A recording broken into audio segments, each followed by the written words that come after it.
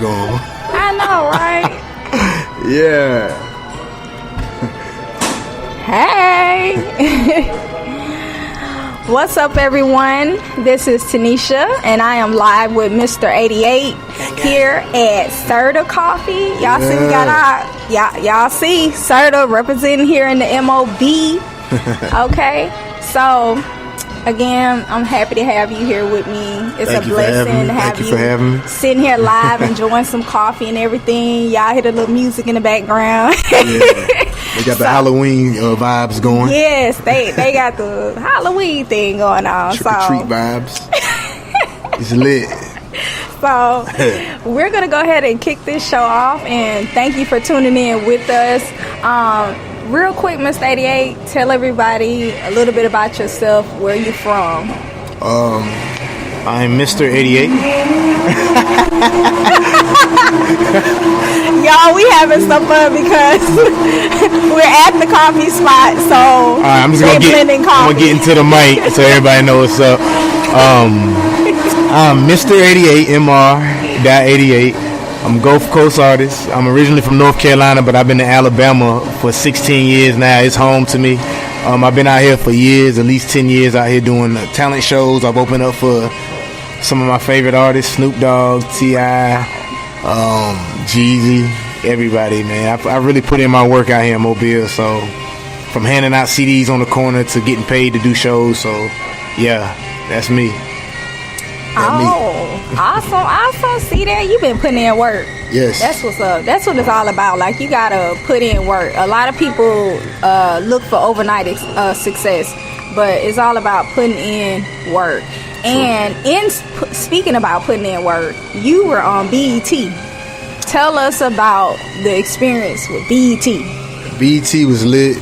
That actually was, it's crazy because, like, going back to me handing out the CDs and stuff, I had already put out 3 CDs out here, and it was very complacent for me. I was at the verge of quitting. I had really put in a lot of work on that 3rd CD, and it had got little to no response. With exception of like Nick at Night. Shout out Nick at Night. He played one of the songs for like a month. That was lit. It was Damn I Got to Do Better. But other than that, I was like ready to quit. And then my brother sent me this link to this one-shot show or whatever like that. And originally it was supposed to be you share it on your page and you get people to like put in their emails and do all this stuff. And I'm not with all that, so I left it alone. But then when they sent us all an email who are all registered to come back out there, they said you can come out to the live auditions if you like to. And that was more my speed. So I went out there, competed, and I just showed them my personality, man. They ate it up. They just like, even bigger than the rapping, they like really ate up the personality and the story. So I learned a lot about what goes on behind the scenes with these TV shows. So that was crazy. It was surreal. Oh my God. Yeah. Oh wow. So I mean, like, that whole experience, like, how did that change you as an artist? It taught me how to carry myself a little better. I mean, I thought I had already did a good job carrying myself, but that right there fine-tuned it because I learned, I got to peek behind the curtains, if you will, you know. And also a big part of that show was like, over here you kind of like, you kind of like a big fish in a little pond when you're out here really putting in work and people acknowledging you and all this other stuff. Like, I wasn't really progressing, but out there it was like a competition. There's thousands of other artists I had to perform against. I went through like 6 rounds. They didn't show all that on TV though. They actually showed me, by the time they showed me on TV, I had already performed 3 times in front of like the producers of the show and everything. So like what they showed, they made it like I just walked in there and they liked me. Matter of fact, the show with BET, just to give more context on it, is Sway Calloway from Sway in the Morning. Wow. Okay. Yeah, he was like the cool. Sway cool. Yeah, Sway dope. Sway was a partial creator. You had Crooked Eye from Slaughterhouse. And then the Atlanta portion of the show, whatever, was special guest T.I., DJ Drama. And it was dope. I made it the top 6 out of 3,000 artists. And fell on my face. What? Yeah. What? Hold up. Explain to me. What do you mean? Yeah. So I made it after battling it out for 3 days straight. First, how they did it was 3,000, and they broke that down to 2,000 people. 200 people. Then they broke the 2,000 down to 100 people that they liked in interviews. From those 100, they chose 50 people to show up the next day. Wow. So the next day, that was a Saturday. All that happened on a Friday. Then that Saturday, they had the 50. They broke us up into groups of 5. And then from there, they had us all rap. That's when you first see me on television. Okay. And then from there, I'm trying to think how it went down. They broke it down from the 50 to 12. And then from 12, they broke it down to top 6.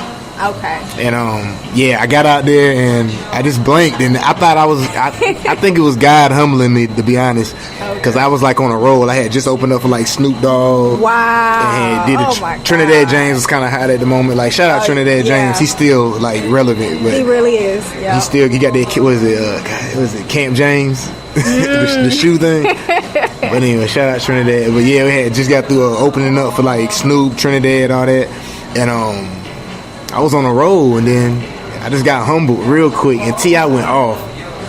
T.I. went off on me. He embarrassed me, but I had to eat that, and it made me a better artist. So shout out Tip. That's what's up, man. But that's still a dope experience. Like you got that to just put, under your like that helps you become a better person, a better artist. Like, let me ask you, like, this whole journey, after that experience, like, how has this journey been for you as an artist, like? It's been a roller coaster. I always tell people, the up-and-coming artists, like, you gotta love this, because there's gonna be moments like that where you think you about to make it. I thought I was on. I thought it was a rap. and then when I messed up, I thought it was over. So that's where the love for the art comes and saves you, because you're gonna always pick yourself back up ultimately if you love what you're doing. So that's basically what happened. Like, it's been a roller coaster, but I've seen some highs and lows, from BET to the city showing me love. I was getting ready to move to Atlanta after the show, and I don't know what happened. The city just started showing love. Like, I started winning like Nappy Awards, which is kind of big around here. I won that 2 years in a row. The news started calling me like, hey, we're kind of interested in rap. I'm like, yeah. And the bow tie and stuff, the whole image, it sells, So they went for it. But it's been a nice journey. Something I could definitely tell my kids about. Like, even if it stopped right now, I could go back and be like, yo, I did this, I did that. And it definitely saved my life, man, for real. Like, I love this music stuff, man. Man. It's crazy. Oh, man. So what would your advice be for like young aspiring artists that are, they're independent, they trying to get started, trying to make a name for themselves? Like, what advice would you give them? Going back to what I said before, make sure you love this. Make sure you're not doing it because all your homeboys freestyle, all that stuff. Do it because you genuinely love it. You got to want to do this by yourself. So from there, in that time while you creating, don't be afraid to fail. Don't be afraid to experiment. Like, create something. Just do it. Just try some stuff out. If it doesn't work, it doesn't work. Then you come back, you go back to the drawing board. And that's with anything you do. Like, there's a lot of, like, what they don't show you with a lot of success stories is all the failure. You know what I'm saying? So don't be afraid to fail. I've fell on my face plenty of times. I've been out here doing talent shows for years, and I used to hear crickets. And now I get paid to do shows, but it took years of development. It took years of people just staring at me, people rolling their weed up while they when I used to have to do the hood events, they were just like, they was doing their thing or whatever, right in my face, like, who this dude? They were trying to vibe on another level. They were disrespectful is what they were. I was trying to give them the benefit of the doubt. Nah, it's cool. They made me a stronger performer. But yeah, man, I definitely would tell all the younger artists to, like, don't be afraid. Also, don't be self-absorbed. Like, reach out. We have so many resources out here, and none of those success stories you see, they really did it all by themselves. So never be afraid to reach out to your comrades. You can have a rivalry, but don't let that consume you. Reach out. We got a lot of people out here, a lot of talented people down here. Like, and Mobile is so ready. Like, it's just ready. We full of talent. Really? We are so full of talent. It's crazy. It really is. Like, man, and we got to support our artists here. We really do. Like, sometimes we looking to go, a lot of our artists are so forth looking to go to Atlanta or LA. I was just about to say make that. it. And it's like, come on, Mobile, we got to show them love here. Let them know, like, we love you. You ain't got to go to another city to get that support, we're gonna support you here, you know. I almost left. I mean, I hate to say it like that, and it wasn't no bad blood. It was just like I feel like I'm stagnant here, and the good thing I am seeing with Mobile is trying. There's a lot of new blood coming in the systems with the news and the festivals going on and everything like that. So I think we're gonna have our moment. I don't know when it's gonna be, but maybe I'll catch a piece of it. Even if I don't, again, I love the music. I'm gonna always do it. Hopefully, I can help the next wave, whatever. Yeah. So we'll see, yo. It's lit. Yeah. All right. So, speaking on music and your experience with it, how do you feel about today's music versus music from back in the day? You know, the old school hip hop. You know, how do you feel about today's music? And I'm gonna say that a lot of music I'm hearing today, not all, but just some, it's the beat. It's just a beat. It's a good beat. You don't know what they're saying. It's you know, you don't know what they're saying sometimes. Versus back then, you had a lot of artists really telling a story. Right. You know what I'm saying? So what are your thoughts about that? What I'm gonna say about that is, I think music's actually in the best place it's ever been. Okay. Contrary to a lot of, because you gotta think of it this way. Maybe not in the mainstream. Like, I will agree with you on that part.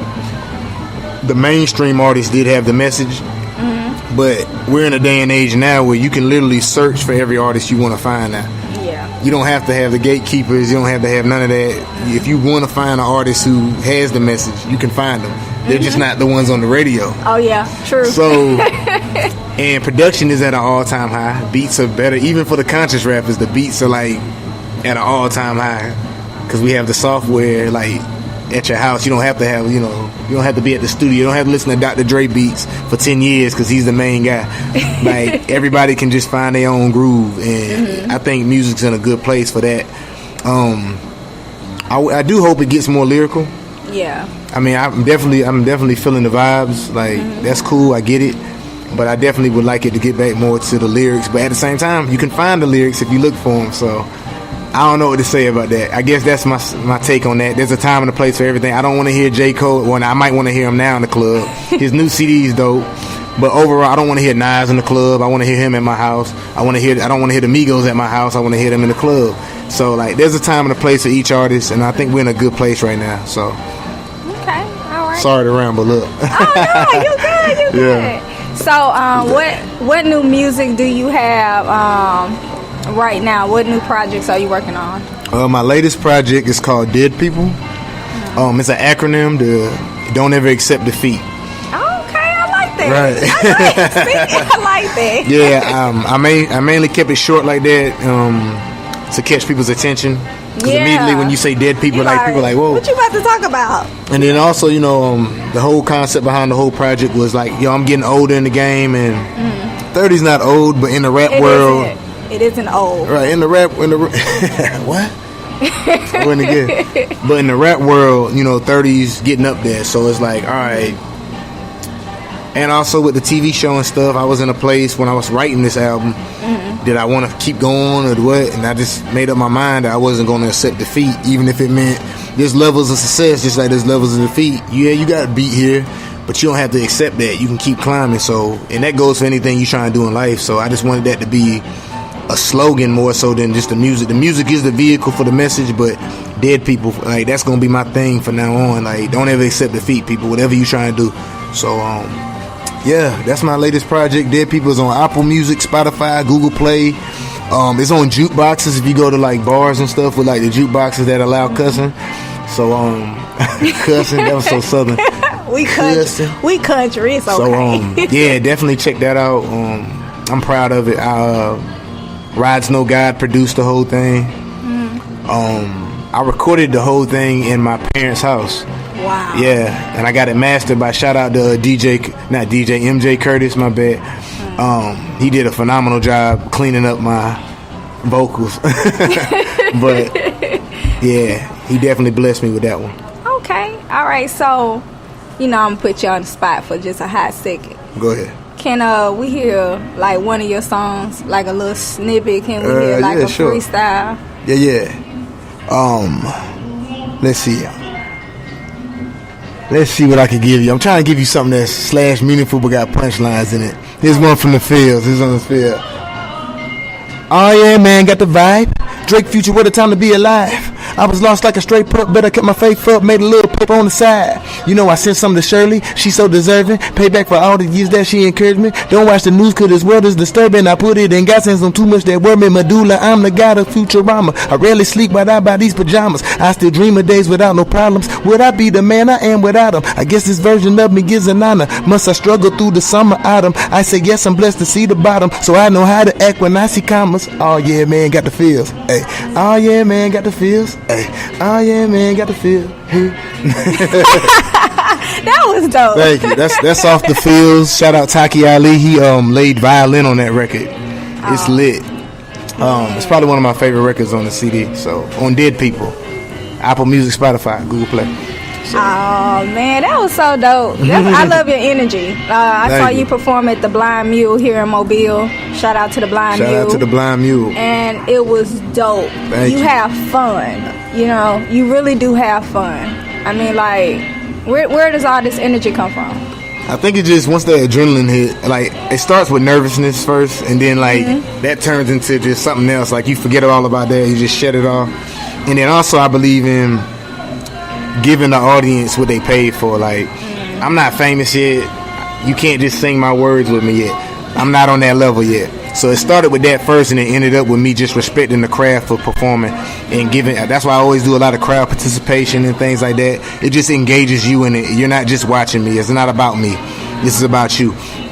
So I think that's where it started. And yeah, man, that's really where all the energy comes from. Like, I just want to, I enjoy myself. I go up there like, yo, I'm here to have a good time, like, whether you are or not, but I would rather you have one with me, so let me include you. Let me invite you into this. So that's where that came from, and it just worked with me. I started my live performances with EDM around here, actually. It's crazy. Shout out DJ Charles III. He got me out here doing EDM shows first. And because I was doing all the hood events, and it was just, I don't know, I just wasn't catching. I was on my Kanye West type stuff, and the old Kanye. I was on my old Kanye, backpack on, dancing, and he just invited me out one time to an EDM show, and that crowd was just so ready to get lit. So like, I just always carried that spirit with me, and it carried me this far. So I never stopped. Man, same here.